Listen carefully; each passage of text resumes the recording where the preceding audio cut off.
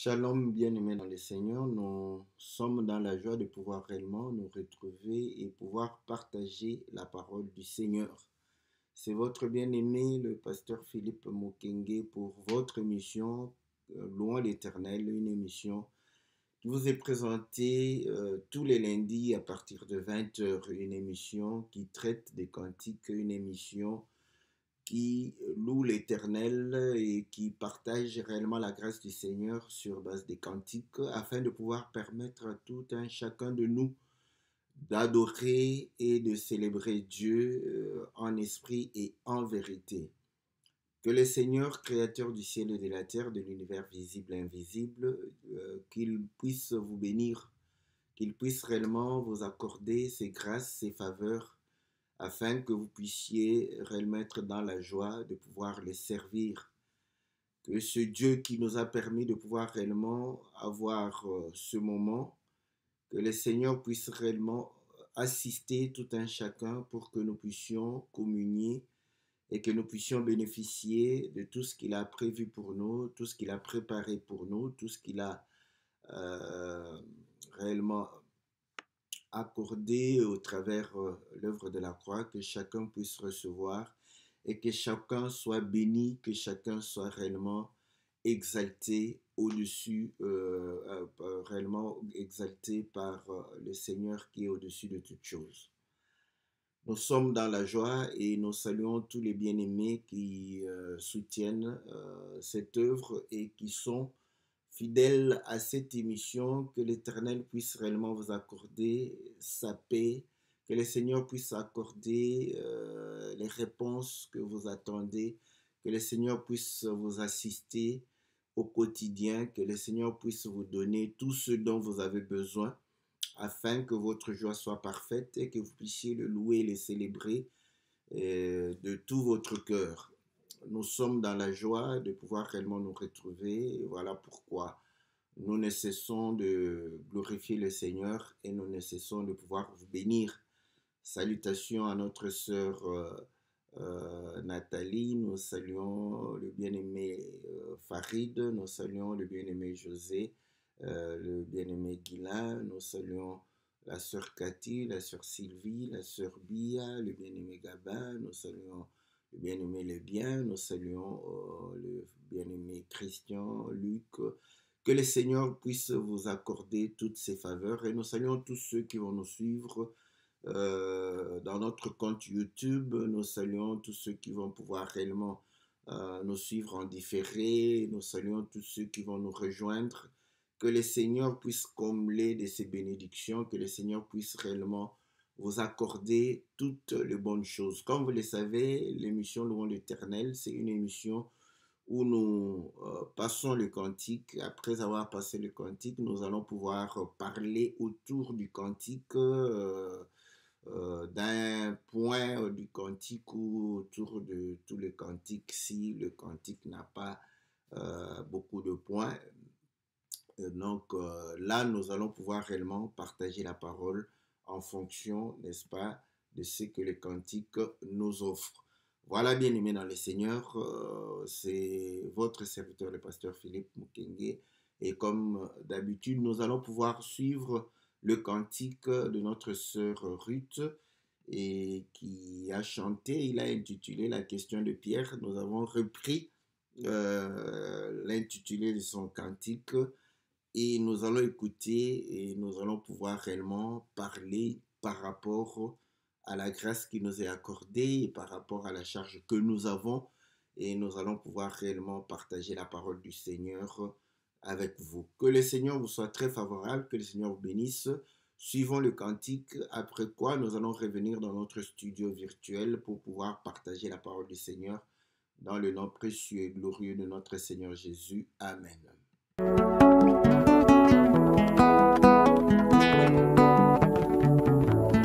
Nairi poso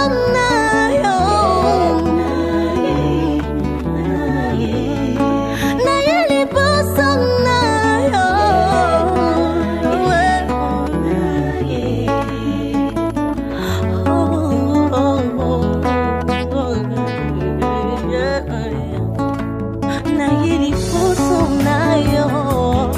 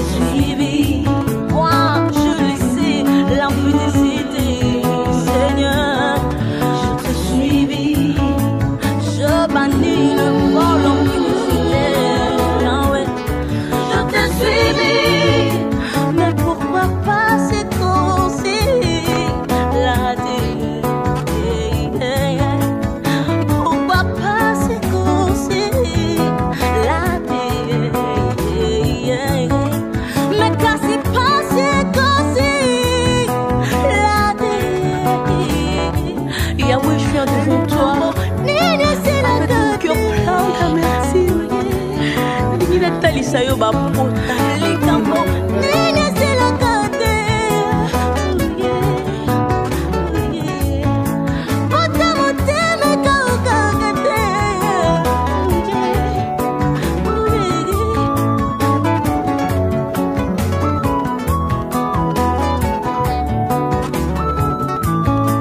likambo nene sela kate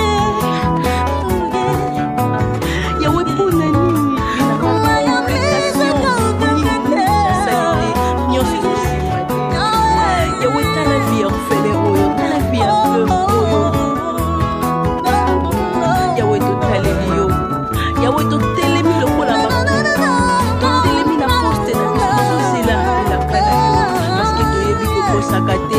Jobati, tu es le rédempteur qui s'élève le dernier. Naïbi que vous les maladies, naïbi que vous les maladies, si vous allez ici. Alléluia. Oh, t'es malade, donc il fait la canapé.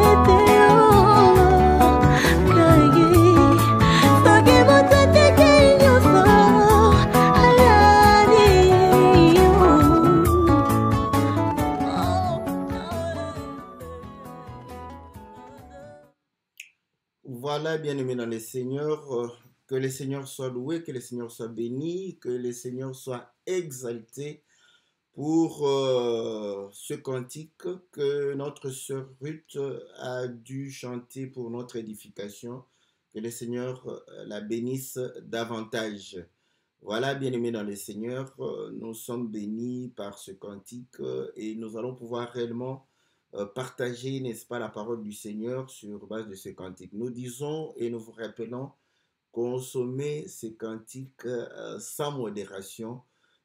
Si vous êtes abonné dans notre compte YouTube, vous allez avoir votre playlist des cantiques des Sion, des cantiques des saints. Consommez-les sans modération afin aussi de pouvoir réellement aider, n'est-ce pas, ces frères et sœurs qui se donnent la peine de pouvoir mettre les cantiques à la disposition de tous afin que nous soyons bénis. Donc la première bénédiction, c'est de pouvoir véritablement consommer ces cantiques en les écoutant, en les réécoutant, en les écoutant, en méditant, en priant, n'est-ce pas, avec ces cantiques. C'est de cette manière que vous allez pouvoir réellement les bénir. Voilà. Donc, on me dit, le son est bas, mais cependant, j'ai quand même... je ne saurais pas trop crier, mais chez moi ici, j'ai véritablement l'indicateur qui me donne un niveau correct du son. Donc, voilà. Je ne sais pas si je dois nécessairement crier pour me faire entendre. Donc, je ne sais pas. Je vois le frère Farid qui dit que le son est très bas. Donc, je ne sais pas si tous ont le son bas, mais moi, je vais pouvoir réellement... je ne sais pas comment je vais corriger cela maintenant. Je ne sais pas, voilà, parce que j'ai... voilà, je vais essayer de maximiser.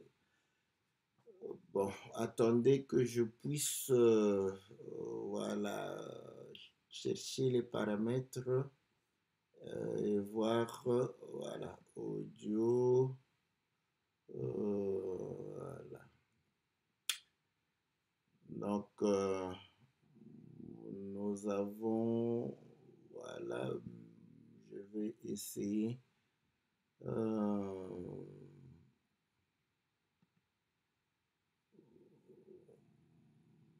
Je vais essayer de pouvoir. Voilà, ok. J'espère que maintenant c'est bon. Hein. Voilà. Oh là là là là. Bon, je vais laisser comme ça parce que chez moi, apparemment, c'est comme si je criais très très fort. Mais je crois que si vous avez maintenant le son, j'attends parce que je sais que vous êtes quelque peu en retard de quelques... Voilà, ok, c'est parfait, oui. Donc, je vois que ce qui a été... ok, donc bon, ça va, c'est bien. Je vois, j'ai dû changer un paramètre qui me permettait d'avoir un niveau de son assez élevé. Mais maintenant, bon, ça va, je vais laisser comme ça pour que vous puissiez m'entendre. Et surtout que je ne sais pas crier, j'ai la grâce de ne pas... Bon, quand je crie pour les autres, c'est comme si je ne criais pas. Pour moi-même, je sens comme si je crie. Bon, bien aimé, que Dieu vous bénisse. J'espère que maintenant, c'est bon, vous allez pouvoir réellement m'écouter malgré que je murmure parfois. Donc, le cantique, elle a chanté en français, en lingala. Donc, pour dire que Pierre a posé la question de savoir que, voilà, il a tout abandonné, tout laissé, et qu'est-ce qu'il allait obtenir. Et le Seigneur lui a répondu, et la sœur s'est dit que, voilà, pourquoi alors la souffrance ne la quitte pas, et pourtant elle a tout abandonné. J'aime comme elle chante, hein, elle ne chante pas qu'elle a abandonné sa famille, ses enfants, ses terres. Elle a abandonné l'impudicité, l'escroquerie, la jalousie, les querelles, la médisance, le colportage. Elle a abandonné les envies, elle a abandonné, n'est-ce pas, la magie, la sorcellerie, elle a abandonné la luxure, elle a abandonné l'ivrognerie, elle a abandonné la cigarette, les chanvres, elle a abandonné ça. Bon, c'est comme ça qu'elle a chanté. J'aime ça. Voilà, mais Pierre avait dit qu'il lui, il a abandonné la famille, abandonné les maisons et tout. Qu'est-ce qu'il allait obtenir? Et voilà pourquoi elle se dit, voilà, mais pourquoi tant de souffrance, pourquoi je continue à pouvoir vivre, n'est-ce pas, cette souffrance, je ne réussis pas dans ce que je fais. Voilà, donc c'est la question de Pierre. Nous allons lire l'écriture dans Marc, on peut lire l'écriture aussi dans Matthieu, dans Luc, mais je préfère dans Marc chapitre 10, où Pierre a posé la question et il lui a été répondu. Nous sommes en Marc chapitre 10, verset 28.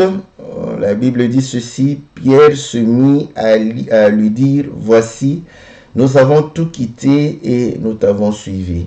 Jésus répondit, je vous le dis en vérité, il n'est personne qui, ayant quitté à cause de moi et à cause de la bonne nouvelle, sa maison, ou ses frères, ou ses sœurs, ou sa mère, ou son père, ou ses enfants, ou ses terres, ne reçoivent au centuple présentement dans ce siècle des maisons, des frères, des sœurs, des mères, des enfants, des terres, avec des persécutions, et dans le siècle à venir, la vie éternelle. Donc voilà ce que le Seigneur a dit. Pourquoi j'ai préféré, n'est-ce pas, Marc, parce que Marc ajoute que on reçoit au centuple et on reçoit aussi les persécutions. Voilà. Maintenant, les persécutions sont aussi une souffrance.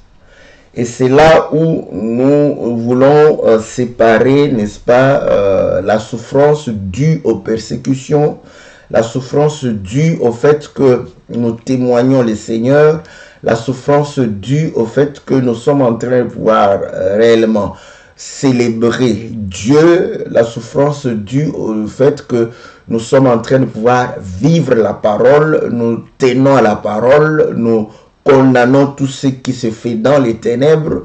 Donc, vous allez comprendre que ceux qui n'aiment pas les ténèbres, ceux qui n'aiment pas la parole, vont nous persécuter. Ce n'est pas parce que nous leur avons volé l'argent, nous leur avons pris leurs femmes, ce n'est pas parce que nous avons dit du mal d'eux, mais simplement parce qu'ils n'acceptent pas que nous puissions dénoncer, n'est-ce pas, la fausseté de leurs croyances. Ils n'acceptent pas que nous puissions leur apporter la vérité. Ils n'acceptent pas de pouvoir réellement se rendre compte que nous sommes en train de mettre en évidence qu'ils n'ont jamais cru au Dieu qu'ils ne connaissaient point. Voilà. Ça attire une souffrance. Vous allez voir que les disciples ont été frappés, on leur a interdit de prêcher le nom du Seigneur, on leur a interdit de parler en ce nom-là, et là le Seigneur dit que voilà, donc vous aurez des persécutions, donc souffrir pour le Seigneur. Et Pierre définit dans le livre de, je crois, de 1 Pierre chapitre 4 ou 5, il est en train de dire que vaut mieux souffrir pour le Seigneur que souffrir pour ses propres fautes. Je vais essayer de retrouver l'écriture. Voilà. Il dit, voilà, je suis dans 1 Pierre chapitre 4 au verset 12. Bien-aimés, ne soyez pas surpris comme d'une chose étrange qui vous arrive, de la fournaise qui est au milieu de vous pour vous éprouver. Réjouissez-vous au contraire de la part que vous avez aux souffrances de Christ. Voilà. Vous voyez, nous participons aux souffrances de Christ. Donc, comment? Il va expliquer cela. Afin que vous soyez aussi dans la joie et dans l'allégresse lorsque sa gloire apparaîtra. Si vous êtes outragés pour le nom de Christ, vous êtes heureux parce que l'esprit de gloire, l'esprit de Dieu repose sur vous. Que nul de vous, en effet, ne souffre comme meurtrier ou voleur ou malfaiteur ou comme s'ingérant dans les affaires d'autres. Voilà. Donc, si tu t'ingères dans les affaires d'autres, on te tabasse, on te punit, tu souffres par tes propres fautes. Donc, ça, ce ne sont pas les souffrances de Christ. Les souffrances de Christ, c'est que nous souffrons injustement, nous sommes outragés, nous sommes persécutés à cause de la bonne nouvelle que nous annonçons. Parce que nous refusons de pouvoir vivre comme les païens. Il calomnie. Voilà pourquoi il a commencé, n'est-ce pas, au-dessus pour dire que au verset 3, c'est assez en effet d'avoir dans le temps passé accompli la volonté des païens en marchant dans la dissolution, les convoitises, l'ivrognerie, les excès de manger, du boire et les idolâtries criminelles. Aussi trouve-t-il étrange que vous ne vous précipitez pas avec eux dans le même débordement de débauche et ils vous calomnient. Voilà. Donc c'est ça ce qui fait que aujourd'hui nous puissions être calomniés, que nous puissions souffrir. Cette souffrance, c'est la souffrance de Christ. Donc là, nous comprenons que celle-ci ne peut pas échapper parce que étant sur la terre, nous devons participer aux souffrances de Christ. Voilà pourquoi le Seigneur a dit, portez votre croix, que chacun puisse porter sa croix. Il faut que nous soyons animés. Et là, c'est là où j'exhorte les bien-aimés. Comme Pierre, il dit, soyez heureux. Et eux-mêmes, vous allez voir quand on les a chicotés, quand on les a fouettés, quand on les a maltraités à cause du nom du Seigneur, ils ont loué le Seigneur. Ils ont célébré le Seigneur. Ils n'étaient pas tristes. Ils étaient dans la joie de pouvoir réellement souffrir pour le nom du Seigneur. Donc, vous allez comprendre que cette souffrance va pouvoir réellement nous accompagner parce que nous sommes en train de pouvoir réellement condamner les œuvres des ténèbres parce que nous sommes lumière par la parole, par les actes. Vous allez comprendre que nous serons réellement une condamnation pour ceux qui sont dans les ténèbres. Et ils ne vont pas nous aimer, ils vont pouvoir réellement s'attaquer à nous. Voilà pourquoi j'ai toujours dit aux bien-aimés, vous allez comprendre que parfois ils sont pas très d'accord avec les frères qui ont ce caractère de pouvoir dire la vérité assez brutalement, de pouvoir avoir beaucoup d'hardiesse, beaucoup d'autorité pour pouvoir orienter les frères à abandonner le mal. Et là, oh non, c'est trop brutal, c'est trop sévère, c'est trop autoritaire. Je vous dis que en vérité, même si vous êtes comme monsieur l'abbé, donc quand vous dites la vérité, même avec une douceur, même avec une voix basse, même avec beaucoup de points arrondis, la personne qui n'est pas de la vérité va pouvoir véritablement ne pas accepter et être irrité. Donc vous allez comprendre que nous subissons la même chose. Je suis parmi les gens qui aiment vraiment ne pas blesser, mais on subit la même chose. Ne vous en faites pas. Les critiques qu'on fait à nos frères qui sont véritablement, c'est leur caractère, donc vous allez comprendre que ils ont le caractère, bon, entre guillemets, de Pierre, parce qu'apparemment Pierre était quelqu'un de chaud. Voilà, et donc vous allez voir qu'ils ont ce caractère-là, c'est leur caractère. Dieu utilise des gens avec leur caractère. Donc vous allez comprendre que même si on est doux, quand quelqu'un n'aime pas la vérité, il n'aimera pas la vérité. Même si vous le dites avec douceur, reprochez les frères avec douceur, vous le reprochez avec douceur, en le suppliant, en vous agenouillant même. Mais vous allez voir qu'il ne va pas accepter.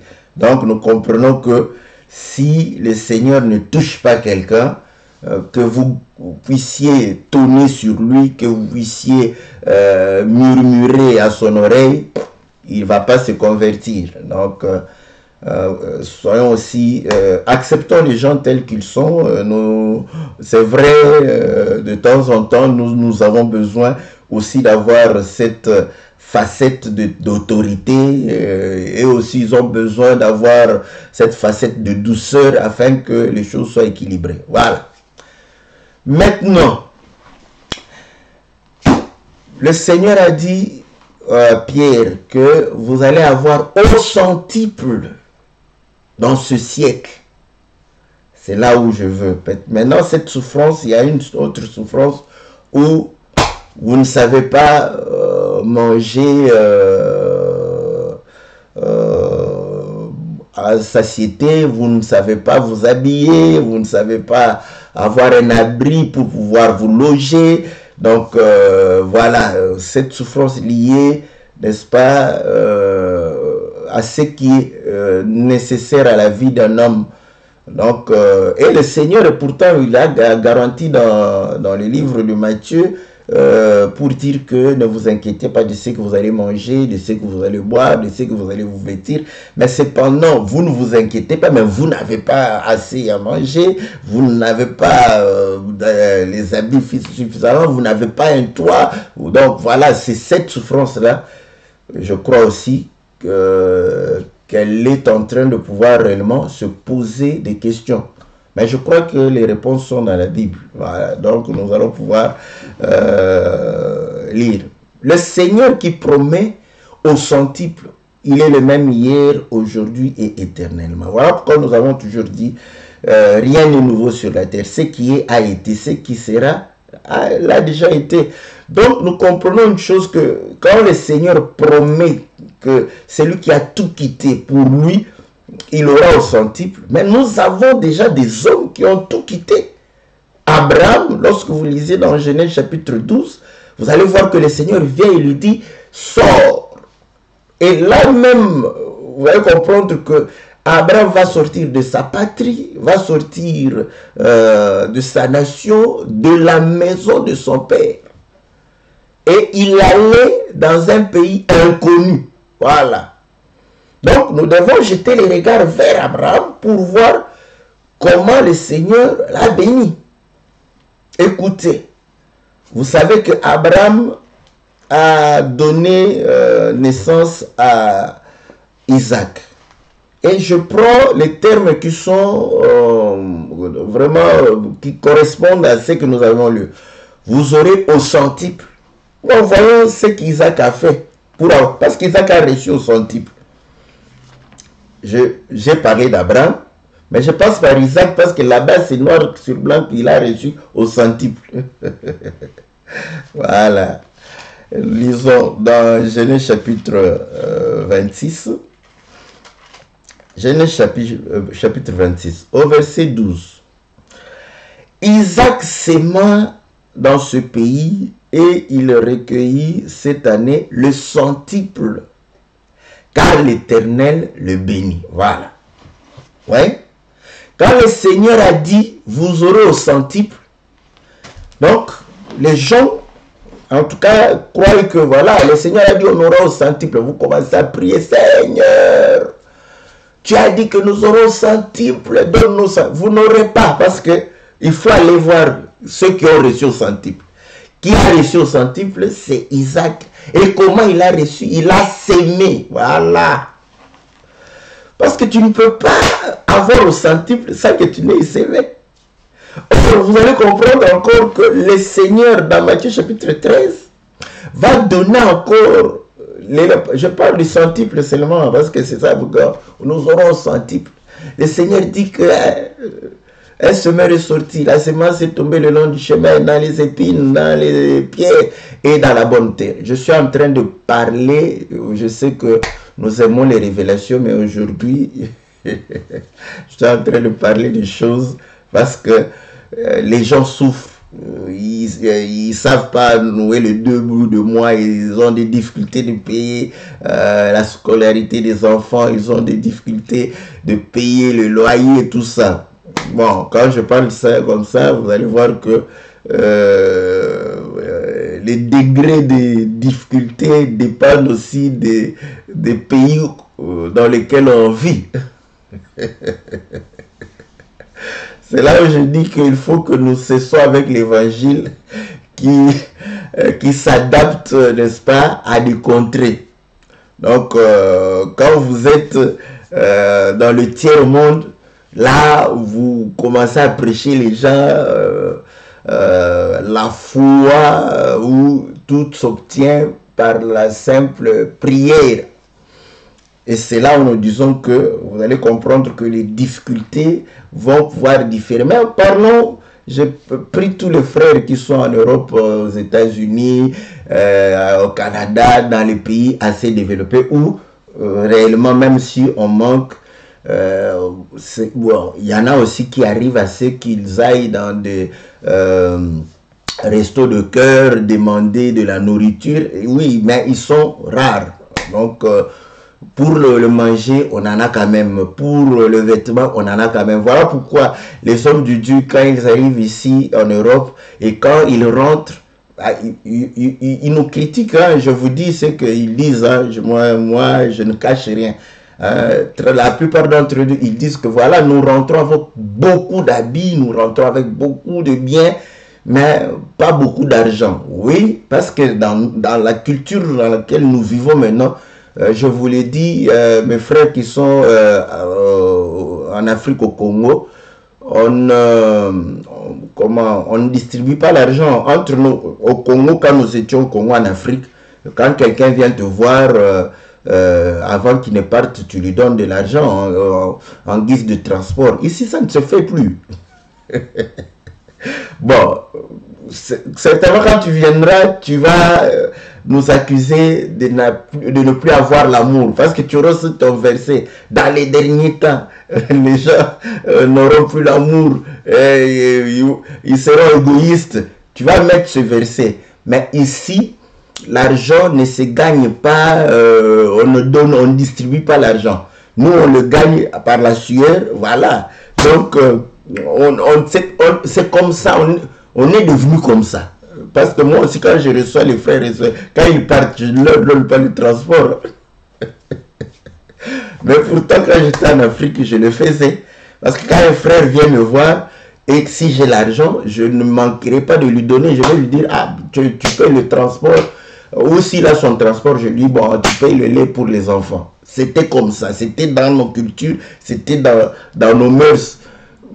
Maintenant, vous pouvez croire que c'est l'évangile. Non, c'est de la culture. Voilà pourquoi quand les frères viennent ici, je le dis.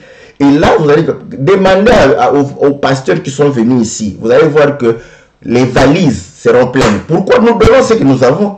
Nous avons beaucoup d'habits, nous avons beaucoup de chaussures parce que, d'abord, voilà, les habits s'abîment difficilement ici, hein, parce que, il n'y a pas assez de poussière. Pourquoi ils ont presque mis les pierres? C'est pour lutter contre la pluie, l'érosion. Voilà pourquoi il y a très peu de sable. Donc tout est couvert. Pourquoi? Pour lutter contre le ruissellement. Donc il n'y a pas de poussière. Mais au Congo, vous allez voir, sans transpirer, votre chemise sera noire au niveau de col. Ouais? Donc ce n'est pas parce que les gens sont seuls, mais il y a la poussière qui monte, donc qui salisse les habits. Donc vous allez comprendre que vous allez les laver très souvent et ça s'abîme. Nous, vous comprenez que c'est comme ça que nos habits se conservent. Et quand quelqu'un vient, c'est qu'on a les habits. On donne les habits, on donne les chaussures, on donne les... Voilà. Donc, vous allez comprendre que je suis maintenant en train de parler et des frères qui sont en Europe et des frères qui sont en Afrique. Comme j'ai vécu en Afrique, je sais. Voilà. Mais mes frères en Europe, je vous prie que nous puissions nous concentrer plus par rapport à la souffrance de nos frères du tiers-monde où effectivement c'est difficile, n'est-ce pas, de pouvoir avoir de la nourriture, des vêtements, de se loger, de se soigner, tout ça. Voilà, le Seigneur a fait grâce. Mais la question qu'on peut se poser, le Seigneur nous a fait grâce. Pourquoi? Parce que nous nous sommes retrouvés dans les pays où toutes ces choses sont bien organisées. Mais quand nous regardons ces dirigeants-là, ils n'ont rien à faire avec Dieu. Voilà, j'aime ça. Vous voyez?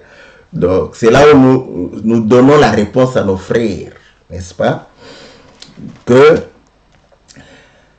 la première des choses, pour que la famine, la souffrance, toutes ces choses, il faut s'aimer. C'est ce que pour avoir au centuple, il faut qu'un grain tombe.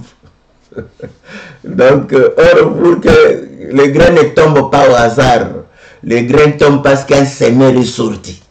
Donc, même Dieu, pour qu'il ait au centuple, il devrait sortir. sortir, n'est-ce pas, de sa maison, quitter le trône, quitter le ciel, où il est assis adoré. Voilà, il a dû quitter cela pour venir sur la terre. Et là, sur la terre, il a souffert l'ignominie, il a souffert, on l'a insulté, on l'a méprisé, Donc, vous allez comprendre que lui aussi sait que pour pouvoir avoir au centuple, il faut travailler et il faut souffrir. Et nous, comment nous allons croire que ce Dieu que lui-même a dû quitter sa maison pour pouvoir venir travailler et peiner, souffrir, afin de pouvoir avoir au centuple, et que nous, il va pouvoir réellement nous lui donner comme ça, sans que nous puissions travailler. Donc, vous allez comprendre que la réponse est dans le travail. Et maintenant, vous allez voir, vous allez comprendre que la culture, parce que c'est ça, ce sont les mœurs, la culture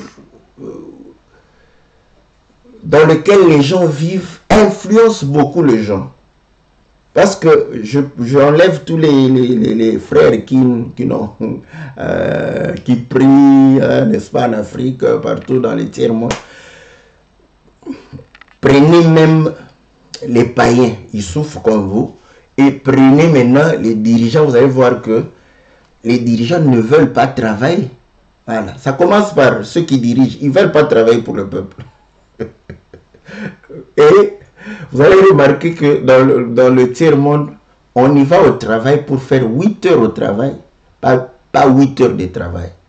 Mais posez la question à tous les frères qui sont ici en Europe, on fait 8 heures de travail et non 8 heures au travail. Parce que on ne te paye pas si tu ne travailles pas. Si on remarque que tu as fait pendant 8 heures, tu as fait 2 heures sans travailler, vous avez des blâmes. Vous avez des blâmes. Mais là-bas, vous allez voir déjà ceux qui devraient raisonner pour le pays. Ils vont au bureau, ils vont travailler peut-être pendant 2 heures et 6 heures en train de parler, de téléphoner, de faire ceci, de ne rien faire. Comment le pays va avancer? Rien du tout. Donc ça commence par là. Et ça descend jusqu'au plus petit. Et on s'étonne que non, on ne sait pas avancer. C'est parce qu'on ne travaille pas. On ne travaille pas. Maintenant, il y a des exceptions. Et vous allez voir que, bon, il y a des magouilleurs, tout ça, on les met à côté parce qu'ils ne vont pas nous aider, parce qu'ils viennent encore embrouiller la façon dont nous voulons exhorter, parce que c'est de la magouille qu'ils vont faire. Mais il y en a qui gagnent leur pain à la sueur de leur front.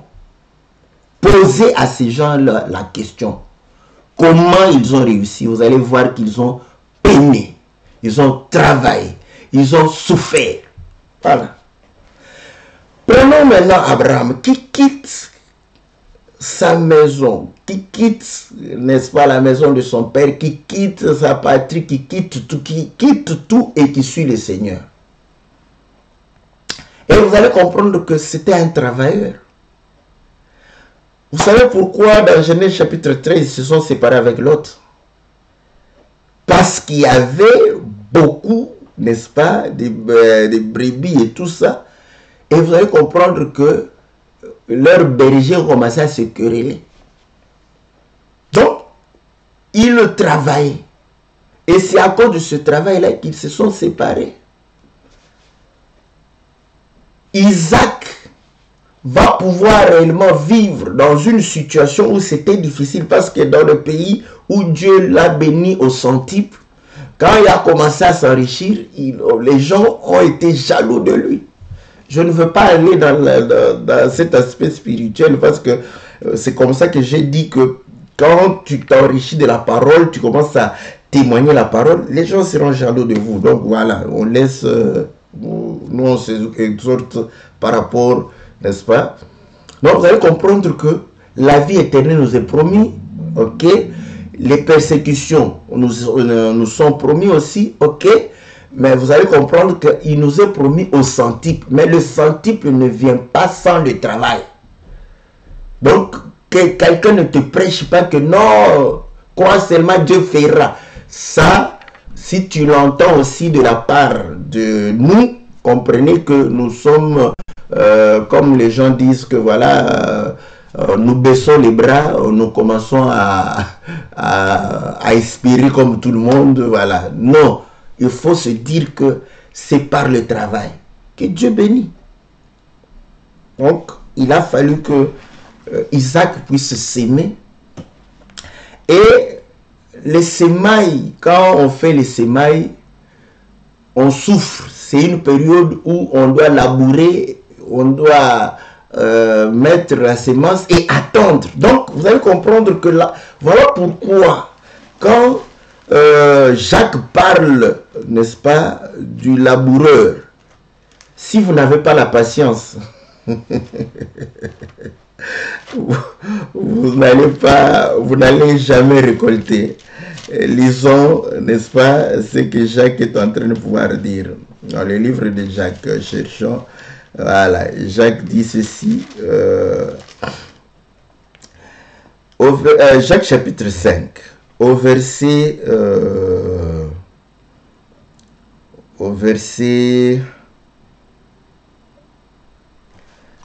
Ah non, bah, attendez, je vais chercher le verset. Est-ce que c'est Jacques chapitre 5? Je ne crois pas.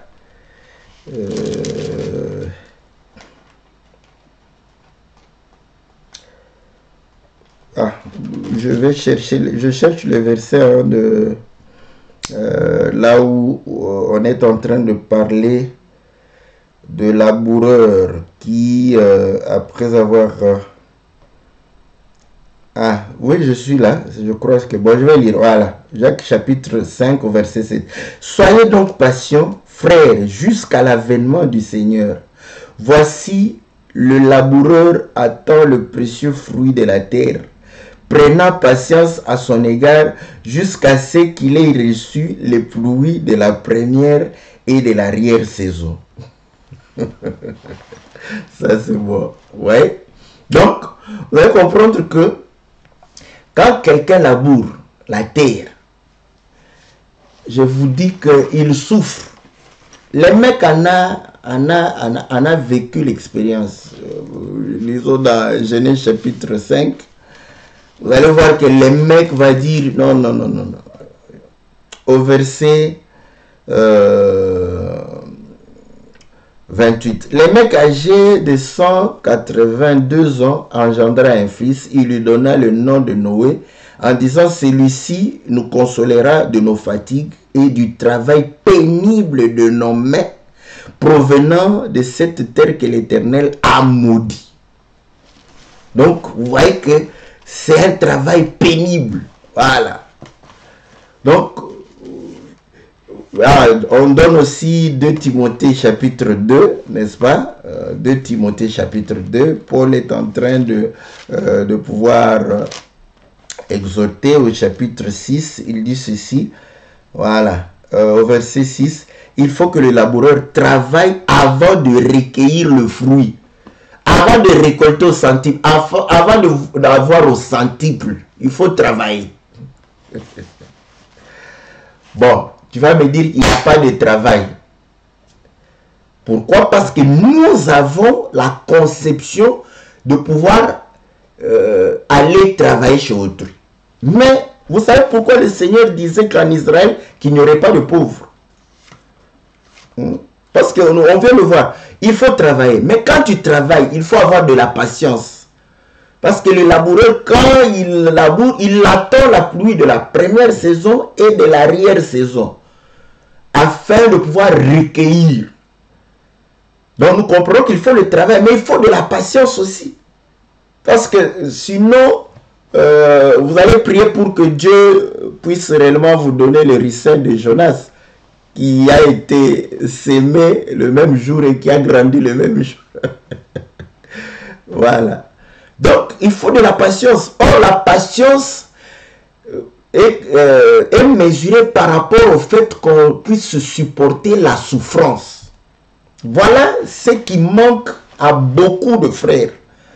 Parce que vous allez comprendre qu'ils peuvent avoir le courage de travailler, mais ils n'ont pas la patience. Dès que ils sèment, 2 mois après, ils ne voient rien. Voilà, il est découragé. Il laisse. Pas de patience. Tu as eu la pluie de la première saison. La pluie de la première saison, c'est pour tuer la sémence. C'est pas pour... Ok, Dieu soit loué. C'est pour tuer la sémence. Mais toi, quand la pluie de la première saison vient, ça tue la sémence. Toi, tu veux récolter. Non, tu ne peux pas récolter à ce moment-là. Bon, parlons de la pluie comme la bénédiction. Parce que...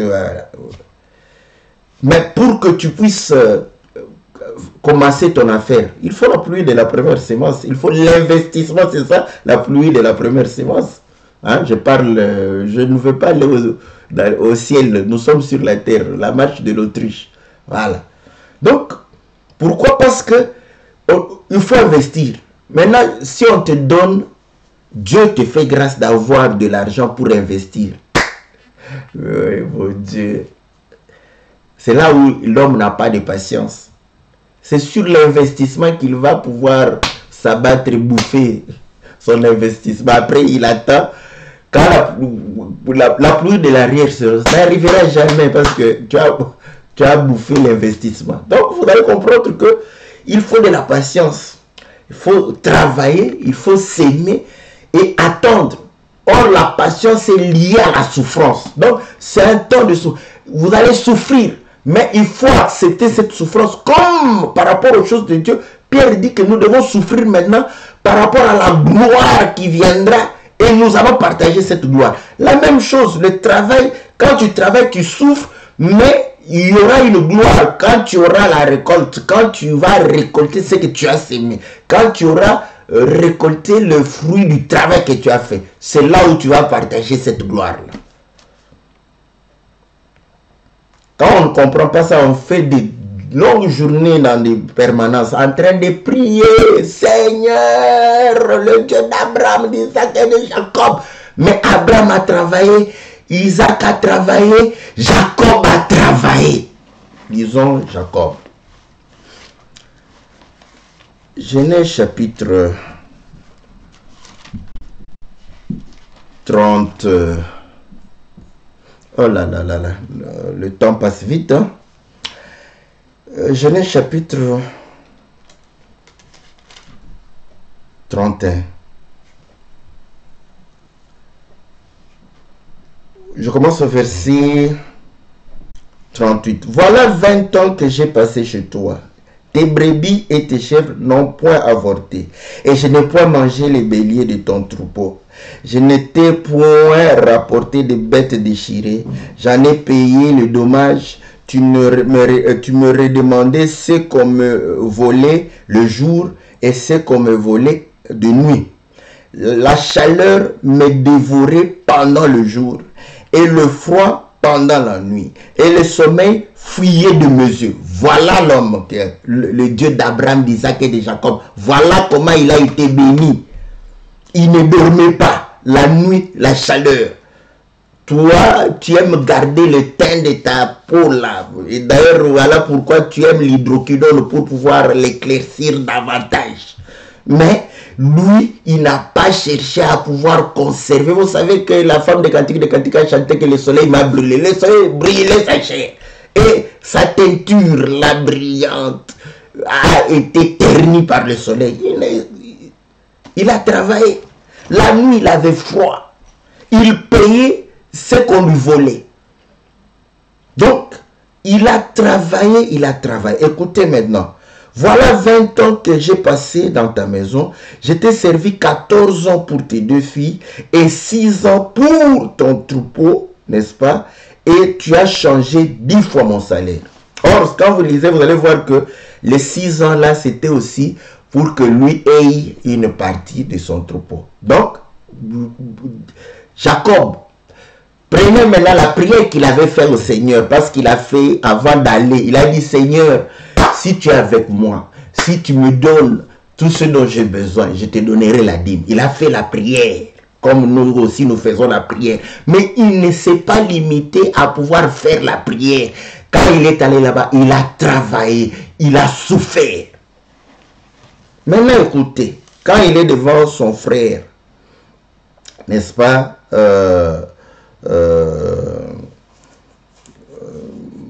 son frère Ésaü,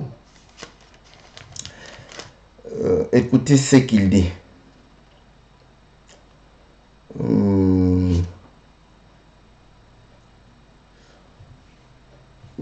C'est dans Genèse chapitre 30, je crois, 33. Attendez, je vais voir. Voilà. Il rencontre son frère. Voilà. Qu'est-ce qu'il lui dit?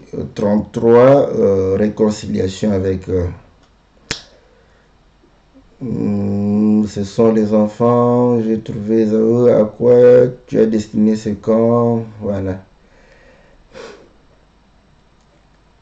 Ah, voilà, je lis au verset 9. Ésaü dit, je suis dans l'abondance, mon frère. Mon frère...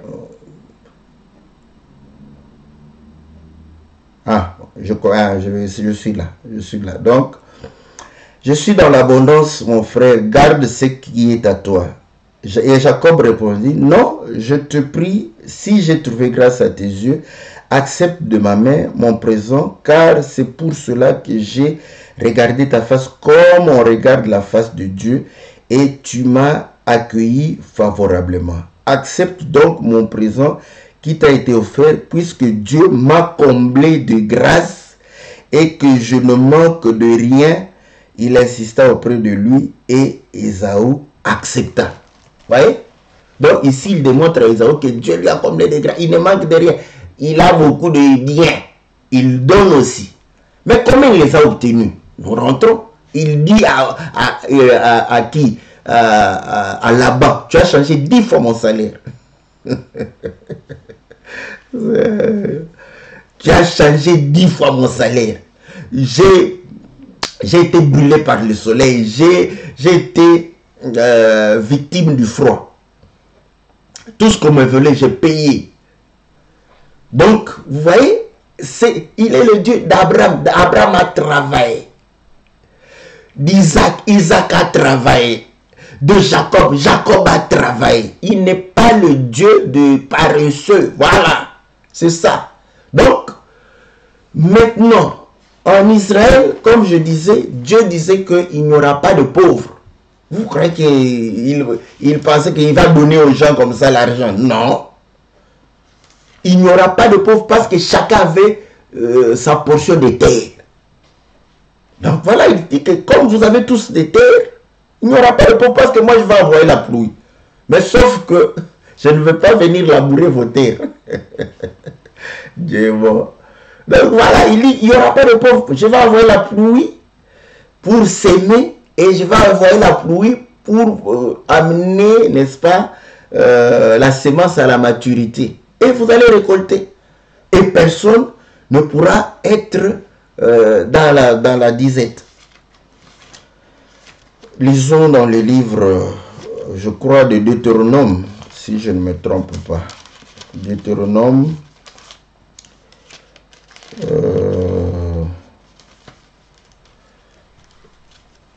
15, hein? 15, quand il parle, voilà, Deutéronome chapitre 15,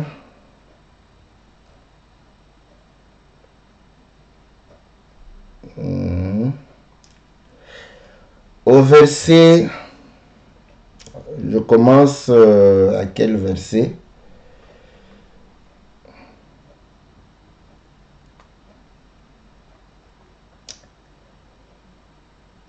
Bon, le verset 7, hein, j'ai déjà repéré le verset 7, je suis en train de repérer, ah voilà, le verset 4. Je commence maintenant un peu plus, que mes frères théologiens puissent réellement recevoir mes reconnaissances. Je commence au verset 3.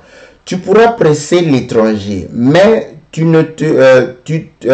te relâcheras de ton droit pour ce qui t'appartiendra chez ton frère.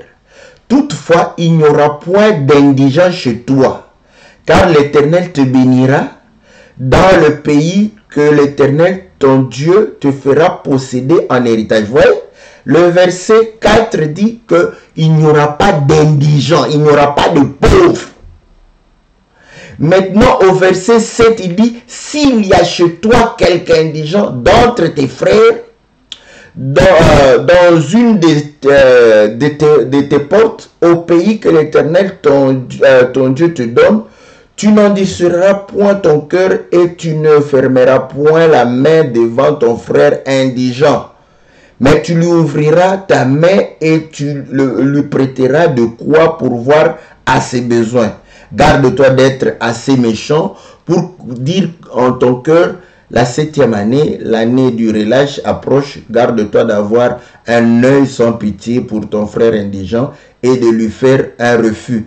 Il criera à l'Éternel contre toi et il te chargera d'un péché.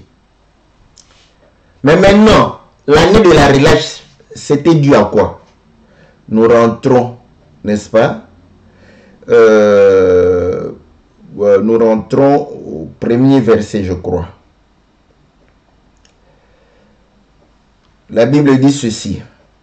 Tous les 7 ans, tu feras relâche. Et voici comment s'observera le relâche. Quand on aura publié le relâche en l'honneur de l'Éternel, tout créancier qui avait fait un prêt à son prochain se relâchera de son droit. Il ne pressera pas son prochain et son frère pour le paiement de sa dette. Donc, vous voyez qu'à ce moment, ça démontre que quand quelqu'un s'appauvrit, il va chez ses frères pour s'endetter. Il y avait aussi cette possibilité, quand tu n'as pas de moyens, tu vas te donner comme esclave, comme serviteur. Parce qu'esclave, encore serviteur. Voilà pourquoi la Bible dit que quand ton frère vient travailler chez toi dans ton champ, tu ne vas pas le traiter comme un esclave étranger. Tu dois lui payer. Il sera comme un mercenaire. Le mercenaire, c'est un journalier qu'on payait.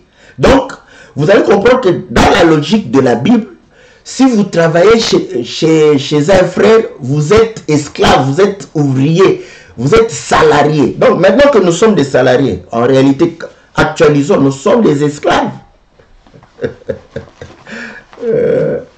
Un frère qui est allé aux États-Unis, il m'a appelé, il a dit, pasteur, mais le mot esclave a changé de nom. Ils ont dit ouvrier, mais en réalité, c'est esclave. Parce qu'il a travaillé, il a vu que non, il est vraiment exploité. Voilà. Donc, vous voyez que en Israël, parce que nous parlons de la prospérité, de la bénédiction, le Seigneur avait donné des terres pour que chacun fasse ses affaires. Voilà pourquoi il était sûr que les gens allaient prospérer.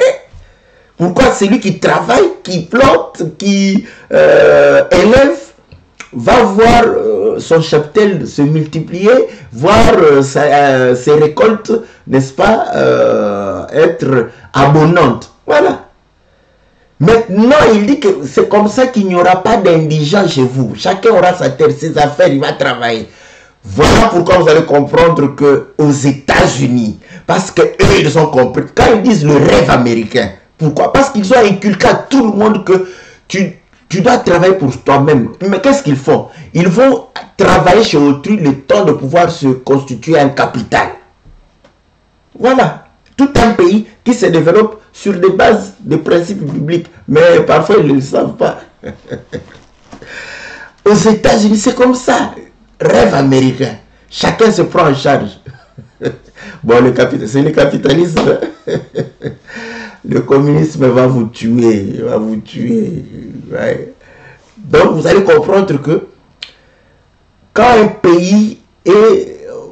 On dit que voilà, il faut que chacun se prenne en charge. Non, les gens. Bon, rentrons au Congo. La superficie du Congo, vous savez combien c'est? Les gens ont fui le village. Là où ils avaient les terres, ils ont fui. Bon, ils viennent en ville pour faire quoi? Ils ne savent pas ce qu'ils vont faire en ville. Maintenant, moi, je vous dis, quand vous êtes en ville, dans une métropole, de plus de 10 millions d'habitants. La Belgique tout entière est de 10 millions d'habitants. Donc, la capitale là-bas est plus de 10 millions d'habitants. Qu'est-ce que tu veux faire là-bas? Bon, l'ex-président était un commerçant. C'est lui qui... le président de la Deuxième République, un commerçant. Sa femme commerçante. Ses ministres des commerçants. Ses généraux des commerçants. Le gouverneur commerçant. Bon, pourquoi toi aussi tu ne veux pas? Parce que c'est ça. il faut vendre soit les biens, soit les services. C'est clair. Il faut réfléchir. Parce qu'il y a 10 millions d'habitants. Mais aujourd'hui, les gens font de l'argent sur Facebook. Pourquoi? Parce qu'il a 1 million de gens qui le suivent. Il fait de l'argent. Parce qu'on sait que, voilà, ils vendent des services. Non. Vous allez voir, je le dis, les frères ne sont pas assez courageux. Quand je regarde les païens, ils sont courageux. Ils sont courageux. Aucun frère n'a eu l'idée. Parce que l'idée de pouvoir avoir de l'argent avec le net. Aucun. Parce qu'ils ne réfléchissent. Bon. Je retire parce qu'ils vont dire, ah frère, tu vois. Non, mais je crois, c'est ça la vérité. C'est ça la vérité. Nous regardons les gens aujourd'hui qui font de l'argent avec le net. Bon, nous on est prisonniers de prédication. Hein, parce que si je n'étais pas pasteur, je vous dis, vous allez gagner l'argent avec le net ici. Hein? Il y a des gens qui, ils ne font que parler. Les portes s'ouvrent. Mais je regarde nos frères. Où sont nos frères dans des permanences? En train de prier jour et nuit. Et ils attendent que, voilà, Dieu donne au centuple. Il ne te donnera pas au centuple. Je regrette, je le dis comme ça. Et je sais que ça sera comme ça. Jusqu'à ce que tu vas te réveiller pour aller travailler. Et c'est là où tu vas voir que tu auras au centuple. On n'a pas de frères qui saisissent des occasions. Mais nous voyons les païens qui osent. Et vous allez comprendre que quand vous demandez à ces gens-là, au début, ils n'avaient pas de bénéfices. Hein. Au début, ils n'avaient pas. Ils le faisaient par... bon, il faut le faire. Et après, parce qu'il a travaillé, et les gens commencent à suivre, à s'intéresser, et ils commencent à gagner de l'argent. Les frères incapables de pouvoir avoir une caméra, de pouvoir faire, n'est-ce pas, des émissions.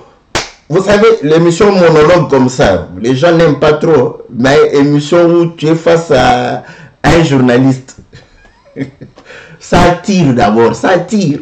Bon, vous voulez que nous-mêmes nous devenions des journalistes et que nous puissions, mais non, je vous dis, mais non. Oh là, frère. Bon, frère, si vous n'avez pas d'idées, appelez-nous. Nous allons vous donner des idées pour gagner de l'argent. Parce qu'il faut rêver. C'est ça, les Américains rêvent. C'est comme ça qu'ils avancent. Il faut penser. Non. Oh, Seigneur. Voilà. Donc, vous allez comprendre une chose que Dieu béni par le travail. Le travail chasse la famine. N'est-ce pas? C'est le travail qui chasse la pauvreté. L'esprit de pauvreté n'est pas chassé par des prières, de longues prières dans des permanences. Non. L'esprit de pauvreté est chassé par des travails, de dur labeur. Et des prières. Voilà. Donc tu pries comme Jacob a prié et il est allé travailler durement. Et quand il rentre avec beaucoup de biens. Voilà. Bon, que dire de Joseph? Vous croyez que si Joseph n'avait pas travaillé pendant les 7 années-là d'abondance, il allait rester sur gouverneur? Jamais. Ouais. Donc, c'est le travail. C'est grâce au travail de 7 ans qui a permis de passer la famine. C'est pas par beaucoup de prières. Non. Il a compris qu'il y aura la famine, mais il faut travailler beaucoup. Il faut, n'est-ce pas, épargner de telle sorte que Lisez la Bible, vous allez voir. C'est comme ça. C'est le travail. Pas de travail, pas de centiples. Donc, finito, oublie ça. Maintenant, tu vas te dire que non, mais quoi? Mais les gens qui vendent de l'eau, parce que vous allez voir des mamans, il y a des gens qui se sont enrichis pour vendre de l'eau. Oh Seigneur. Bon, eux aussi, parfois, il y a des magouilles, ils prennent l'eau de robinet, là, ils viennent, l'eau minéralisée. Bon, que le frère puisse comprendre que quand vous êtes dans un pays où même ici, l'État n'a plus de travail. L'État vend ses actions. C'est-à-dire ce sont les privés qui donnent du travail aux gens. Donc, c'est ça. Donc, battez-vous. C'est comme ça que vous allez voir. Mais comprenez que pendant le travail, il faut avoir de la patience. Il faut supporter la souffrance. N'est-ce pas? Souffrir pendant tout ce temps-là où tu es en train de labourer, de mettre et avoir la patience pendant 4 mois. Bon, vous voulez les chiffres, parlons des chiffres. Les chiffres 4, la délivrance. Alléluia. C'est pourquoi le Seigneur a fait que on puisse s'aimer après 4 mois, qu'on ait la délivrance. Chiffre 4, Judas. Le Seigneur va te délivrer. Mais du travail que tu as fait, n'est-ce pas? Tu auras ta délivrance. Parce que c'est au chiffre 4. Travaillons. Travaillons, cherchons quelque chose à faire. Croiser les bras, c'est accepter réellement la mort. Mais quand on travaille, l'échec, j'aime quelqu'un qui dit que le vocabulaire échec chez nous, ça n'existe pas. L'échec veut dire expérience. Voilà. C'est ça. L'échec, c'est ton expérience. Tu sais maintenant que non, ce que j'ai fait là, j'ai échoué parce que le pourquoi de chaque chose, c'est seulement les Écritures. Moi, je vous dis, le pourquoi de chaque chose, c'est dans toute la vie. Il faut savoir, quand tu échoues, tu dois te poser la question, pourquoi j'ai échoué? Est-ce que vous vous êtes demandé, en tout cas, excusez-moi, je vais continuer un tout petit peu. Je me suis posé plusieurs fois la question, pourquoi quand un avion tombe, les Blancs cherchent toujours à savoir pourquoi cet avion est tombé. Mais vous allez voir que chez nous en Afrique, là, on dit, ah mais bon, c'est Dieu qui a voulu, voilà, qu'est-ce que vous voulez? Est-ce qu'ils vont revenir, ils ne vont plus revenir? Pour, ça passe. Mais le Blanc, quand il cherche, c'est pour que demain, la même chose n'arrive pas. Vous voyez le pourquoi de chaque chose. Il le cherche. Quand il y a un accident, il cherche. Voilà pourquoi aujourd'hui les voitures sont beaucoup plus sécurisées. Pourquoi nous avons le airbag? Vous croyez que c'est parce qu'ils se sont posé des questions? Ils ont compris que les ceintures, on les a obligés. Pourquoi? Ils ont obligé les ceintures parce qu'ils savaient que non, quand il y a accident, d'ailleurs ceux qui mouraient le plus, c'était ceux qui étaient derrière. Ils se sont demandé, mais comment ceux qui sont derrière meurent toujours? Parce qu'ils se projettent sur la paraprise. Ils meurent. Voilà pourquoi ils ont dit que tout le monde la ceinture. Le pourquoi des choses. Quand ils connaissent le pourquoi des choses, ils avancent. Mais nous, on ne se pose pas de questions. Rien du tout. Quand il échoue, oh, c'est Dieu. C'est Dieu qui a voulu. Les biens viennent, le malheur vient de Dieu. Le bonheur vient de Dieu. Les biens et le mal viennent de Dieu. C'est trop facile. Quand tu échoues, tu te dis pourquoi j'ai échoué. Quand tu réussis, tu dois aussi savoir pourquoi tu as réussi, afin de communiquer aussi à tes frères, leur expliquer comment tu réussis. Donc, c'est ce que je voulais dire. Mais le Seigneur dit quand même il y aura des indigents. Donc, le pourcentage de gens qui souffrent parce que il tente tout ce qu'il peut tenter, mais ça ne va pas. Il y en aura, parce que le Seigneur a dit, il y aura quand même des indigents. Malgré qu'il a dit, donc, en Israël, les indigents étaient minoritaires. Mais quand toute une majorité devient des indigents, donc c'est qu'il y a un ça ne va pas. Il y a un ça ne va pas. Il y a un ça ne va pas. Il faut que ça soit une minorité pour que nous puissions les soutenir. Mais c'est la majorité. comme un frère disait, frère, je suis fatigué il dit, mais, ce sont des frères qui viennent avec des problèmes encore. Donc tu résous les problèmes spirituels, tu dois résoudre les problèmes physiques, problèmes mentaux, problèmes sociaux. Bon, finalement, on devient du docteur, on devient du psychologue, des sociologues, mais non, nous sommes des pasteurs. Donc, c'est notre travail. Voilà pourquoi, si je suis autre chose, c'est dans le cadre privé qu'on va parler d'autres choses aussi. Que le Seigneur vous bénisse, que le Seigneur vous soit très très favorable. C'est dans le travail que Dieu bénit. Et quand tu cherches le travail ailleurs, tu ne trouves pas, commence à réfléchir comment tu peux créer.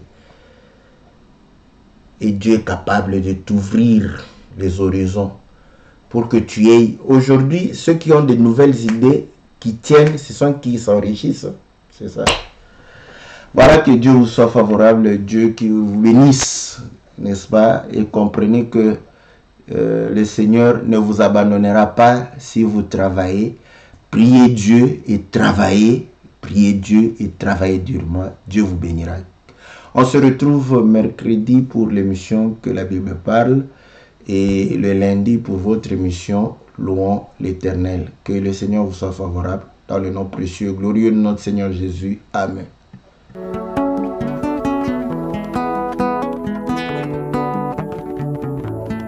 Na yeli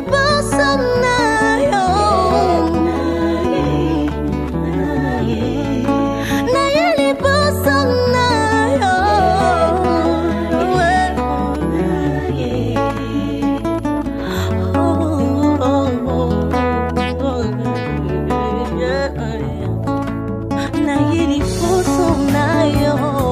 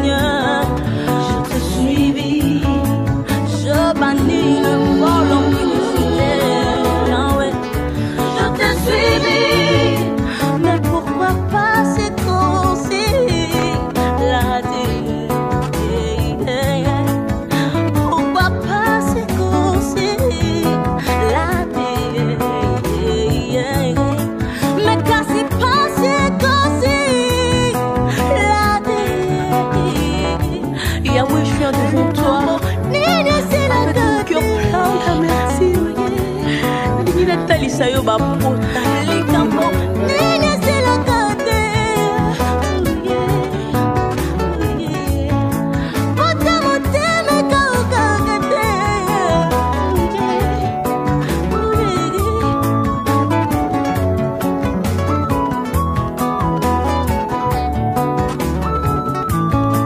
likambo nini esilaka te yawe mpona nini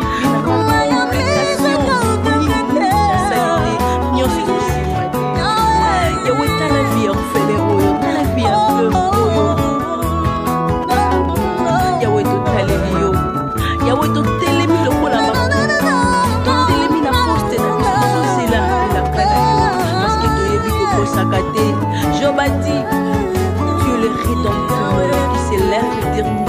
Naïbi que la vie est